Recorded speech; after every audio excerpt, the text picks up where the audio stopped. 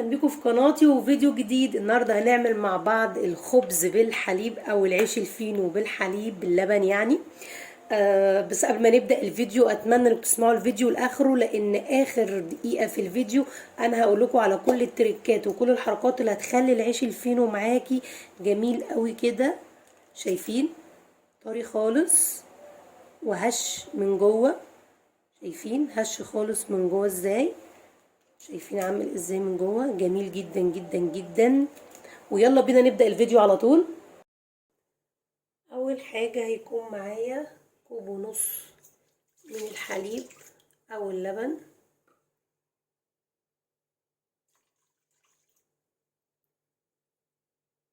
حوالي 320 جرام من الحليب. بعد كده معلقتين سكر،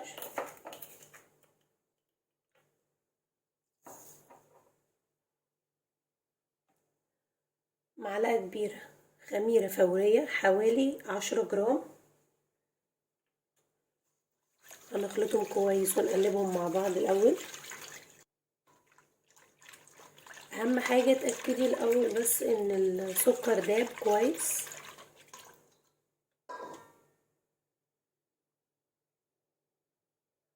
معانا هنا بياض بيضة واحدة، الصفار شلناه على جنب، هنحطه للوش في اخر الفيديو. 2 معلقة من الزيت،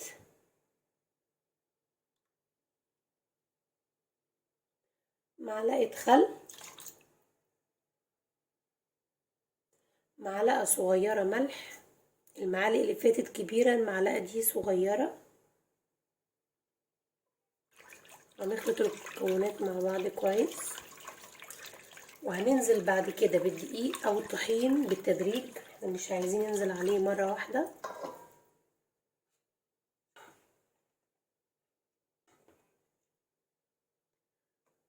ادي كوب دقيق، 2 كوب دقيق. احنا هنحتاج بالظبط حوالي 4 كوب دقيق او 630 جرام بالتحديد يعني.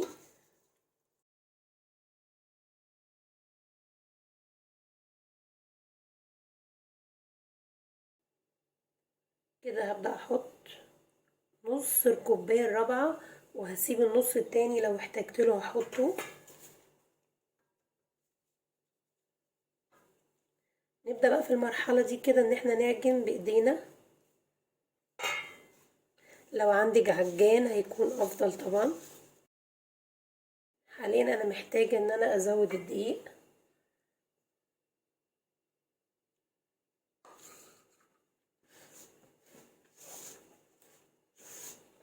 اعجنيها كويس اهم حاجة. على فكرة انا قلت لكم ان هم 600 جرام، دي انا اتلخبطت في اول الفيديو، هم حوالي 680 او 670 جرام.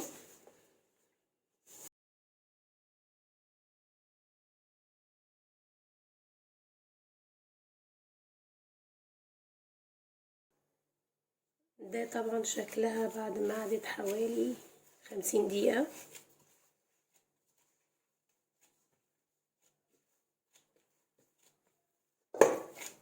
هبدأ ان انا اشكلها كور صغيرة.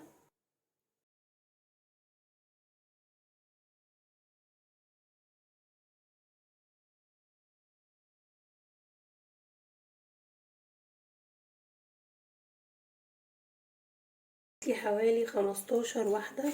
هنبدأ بقى نجيبها كده وباستخدام معانا شوية دقيق، وهنبدأ نفردها بالنشابة اللي عندنا.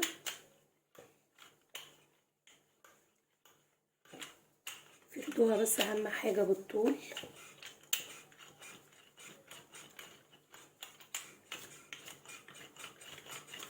ممكن تستخدموا النشابة دي وممكن النشابة التانية.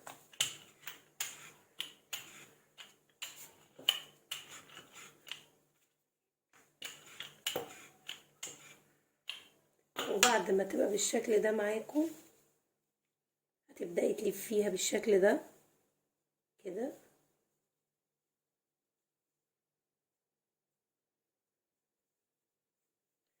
تيجي في المرحلة دي وتبدأي تقفلي من هنا،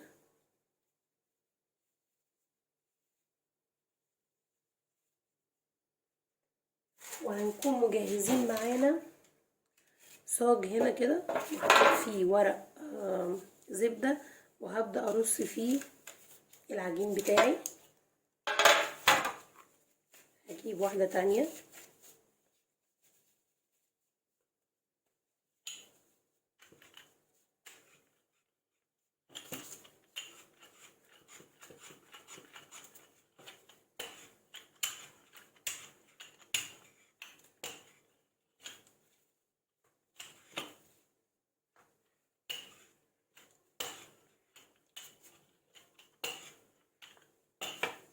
ونعمل زي اللي فاتت برضو، ونبدأ ان احنا نلف العجين كده.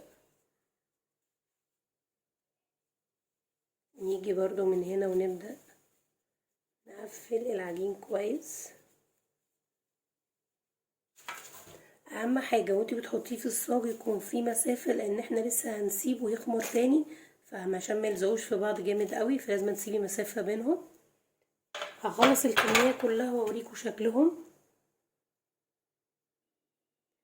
طبعا ده الشكل النهائي ليه، بس هنسيبه طبعا يخمر. زي ما انتم شايفين دول بدأوا يخمروا، هنسيبه يخمر شوية.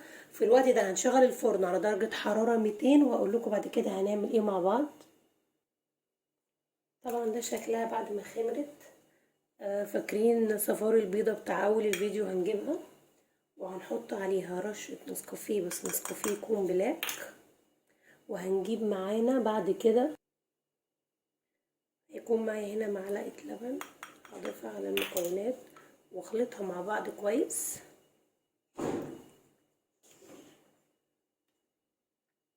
وزي ما انتوا شايفين معايا العجين خمر، هبدأ ادهن الوش بتاعه.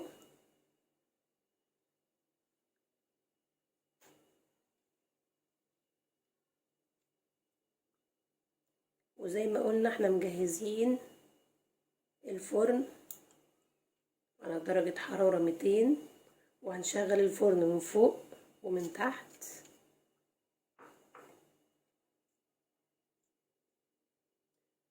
وده الشكل النهائي.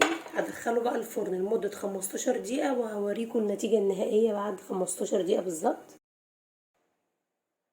طبعا كده الفينو خلص معايا، او الخبز خلص معايا زي ما انتوا شايفين. بصوا طري ازاي واسفنجي خالص. عايز اطلع لكم واحده تشوفوها معايا. شايفين؟ بصوا من تحت جميل خالص. افتح لكم واحده من النص. شايفين؟ هش جدا من جوه.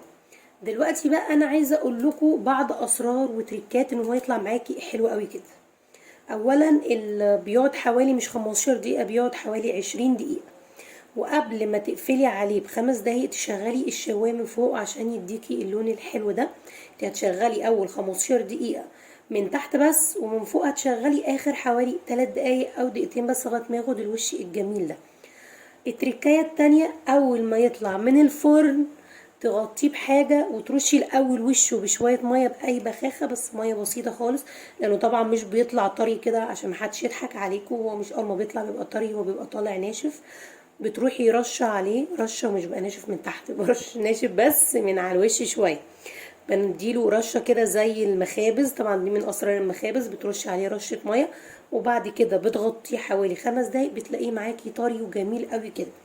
ايه بقى اللي يخليه ان هو يبقى هش بالطريقه دي؟ انك تسيبيه يخمر. بعد ما تلفيه وسيبناه يخمر، سيبيه يخمر براحته خالص. احنا مش عايزين نستعجل عليه، احنا عايزين حاجه تطلع معانا جميله بالشكل ده. واتمنى لو انا فدتكم وعجبكم الفيديو ما تنسوش تشتركوا في القناه وتفعلوا زر الجرس وتضغطوا لايك.